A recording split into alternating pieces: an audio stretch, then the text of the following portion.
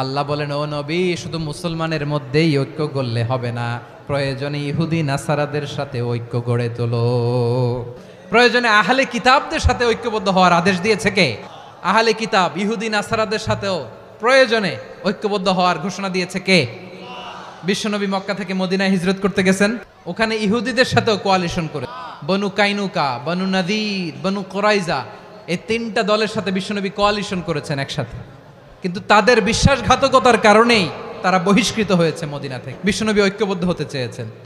আল্লাহ তাআলা নবীরে বললেন, নবী তুমি তাদেরকে বলো, ও আহলে কিতাবের ভাইয়েরা, ইহুদি নাসারারা, এসো এসো এসো, আমরা এমন একটা বিশ্বাসের প্রশ্নে একত্রিত হই যে বিশ্বাস তোমাদের নবীরাও প্রচার করেছে, যে বিশ্বাস আমিও প্রচার করি, যে বিশ্বাসের কথা তোমাদের পবিত্র ধর্মগ্রন্থগুলোতে রয়েছে, আবার যে বিশ্বাসের কথা আমার কোরআনের মধ্যেও রয়েছে, আসলে ওই কথায় আমরা একত্রিত হই।